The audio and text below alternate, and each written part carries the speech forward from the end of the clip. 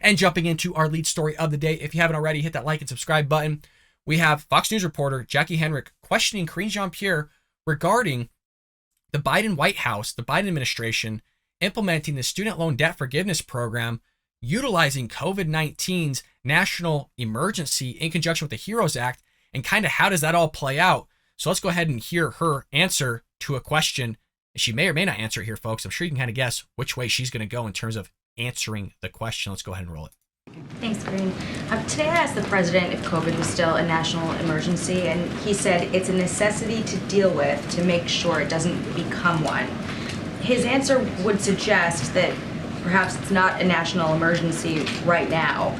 So is it fair to call it a national emergency under the HEROES Act to justify student loan cancellation? So the student loan cancellation, first and foremost, that was decided by the appropriate agencies. That was the tool that we were going to use to make sure that we give relief to Americans that need it. We should step back for a second and understand why the president took that action when it comes to the student loan. Here we go again, folks. We know this playbook all too well here on the Bald Brad Show. Anytime she doesn't have an answer to a question, let's talk about the past. Let's circle back, like Jen Psaki used to say, her predecessor, how we got here, what we did to initiate it, how everybody felt about it, who thought it was icky, who thought it was good, what dates were going to be implemented. I mean, she just does this because she doesn't have an answer. Let's just see how long this answer to a question that was never asked goes on for. Let's go ahead and roll it.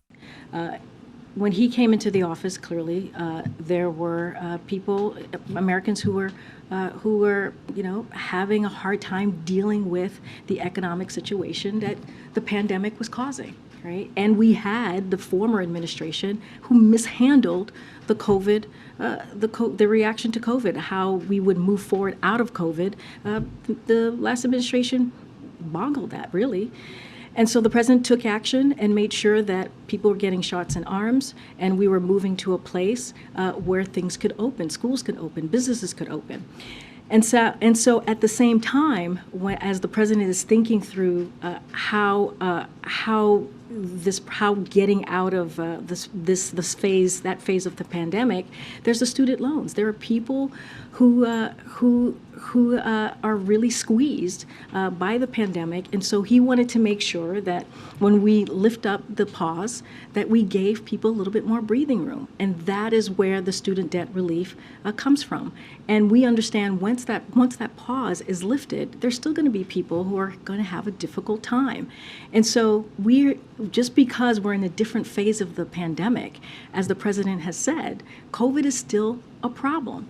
And so that's how we came to that decision to move forward with our assessment on how we're going to provide that student relief to middle-class Americans. And also, let's not forget, 90% of borrowers who are going to be receiving this debt relief are making less than $75,000 a year. And so all of that matters when you're lifting up something and when you're lifting up a pause that has been lifted for about 3 years, knowing that the pandemic has been a problem, knowing that COVID is continuing to be a problem, knowing what the American people, middle-class families have had to go through, the president was trying to making sure that he didn't leave anyone behind and making sure that he didn't forget those middle-class families. I hear what you're saying. For the love of God, folks. What do you say? Where do you start? Where do you start with all the nonsense that was said? Blaming it on Trump and talk about how, well, everybody was able to get a shot in their arm. Yes, because of Project Warp Speed, which was instituted under the Trump administration. That's why the vaccines got out and got out on time. She's going to talk about, well, we really just want people to have more relief. They're being squeezed. But yet you literally have the highest inflation that we've seen in 40 years, where Americans are being squeezed out every single month. And now you're double screwing them because the Federal Reserve, and rightfully so, are increasing interest rates. But now, once you give them this relief, then when they go back to take out more debt to pay off for a house, of which you just utilized as an example of how that relief is going to be spent, well, now they're going to be paying astronomical mortgage rates because of inflation that was done under your administration, because you wanted to pass out checks like they're hotcakes, where you would have done it, should have done it wisely in terms of not everybody needed one. Some people were still at work. Some people had their businesses open. But you don't want to talk about that, Karine. And you go on about this whole thing of, well, we know there's some people are going to get relief, but not everybody's going to have relief. But we're still going to spend a ton of your money. God, you guys, I'm so sorry to put you through it. But hey, I got to sit here and go through it too. That is one of the worst diarrhea mouths that I've seen in quite some time, answering a question of which was never asked. Why do these press briefings, you guys, with her? In terms of, we're going to continue to cover it, but I mean her, because everybody asks her these questions, and the press are catching on, which is why they continually just to say the exact same question over again as their follow-up question. Oh, I got another question after Karine, and it's just the same one because she never answers the first one. But if she's going to do these, then why doesn't she just stand on that podium herself and just think about these questions herself? Because that's all she does do. She'll listen to a question, air quotes for listening, come up with her own question, and then she's going to answer her own question and pretend like the reporter just asked that question. For the love of God, folks, I'm going to hit my head against the wall. It's so freaking amazing. I get a kick out of it, though, at the same time, because it's so frustrating that all you could do is laugh because politics is purely comical, and this clown show that from administration out there continues to give us content, folks, of which YouTube wants to censor. So again, if you haven't hit that like and subscribe button, support the channel. Let's continue. On all that, I guess my question is there another, perhaps a better mechanism to do that? Because the whole program is caught up now in litigation, and a lot of this legal argument is that it can't be a national emergency because of actions that the administration has taken elsewhere. So I wonder... So I actually disagree with you. What is happening is there are opponents out there of the student loan debt relief who do not want to give middle-class family a little bit more breathing room. There are opponents out there, many of them are Republicans, who do not want us to make sure that those 90% of Americans who are making $75,000 or less are getting that actual benefit to be able to put money down on a house, to be able to start a family. She actually said something truthful. Yes, everything you just said, Karine, is true. We don't want to pay for somebody else's debt. I had no involvement in it. They went down and did it voluntarily. Nobody twisted their arm to do it. They wanted to go and get the major basket weaving that they should have known was not going to pay six figures to pay off that six-figure debt they just took out. And you got to love it how she's like, well, they could take that money and put it down on a house at a higher interest rate, of which if they would have just paid it off and been wise with their money, then they would have had a cheaper interest rate or mortgage rate of which they would have had under the Trump administration, rather than you knuckleheads that now have a freaking 8.2 inflation rate. CPI's gone up. It's going to continue to go up. By the way, you got lumber going up for new houses that are being built. So those that want to move somewhere else are going to be paying more expensive rates in terms of purchasing a piece of property in a house. I mean, the things just, you can go on and on with this, folks, but it's so rich here. It's so rich how everything from now to the midterms, like I've been saying, is just going to be, it's going to be Republicans' fault. The Biden administration's killing it, you guys. They're doing a fabulous job. Just look around. It's like heaven. Everything is great. There's not a damn thing to complain about here from the Biden administration. They are upset that we are trying to help those very, very Americans. So that is what is happening. This is pure politics that we're seeing out there. It is not, and the way the president sees this is not partisan.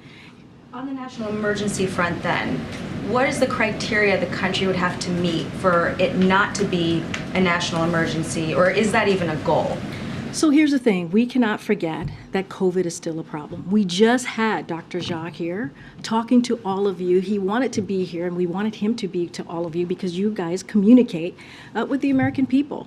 And we want the American people to know that there is a new vaccine out there, and they need to get that shot in the arm because that new vaccine is going to help them ahead of the winter months. So clearly, COVID is still a problem. We're trying to communicate very clearly with the American people how important it is to continue to get that vaccine. So you have the COVID response director here. You have the president who, in front of the American people, took his shot to send a message.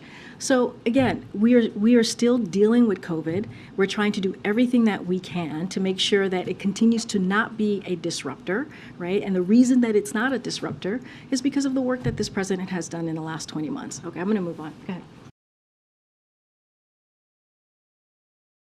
What the hell? What the actual hell? What are the qualifications? Didn't name a single one. And, oh, well, COVID's still a problem. Go get your booster, which we'll get to in our last segment with Ben Shapiro. Folks, Folks, it's content. These people are a bunch of idiots. This is who is running our country.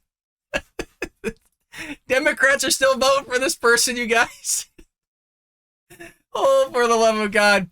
If there's anybody that's just mimicking Joe Biden, it is Karine Jean-Pierre, because she doesn't have a clue. Biden doesn't have a clue. Harris doesn't have a clue.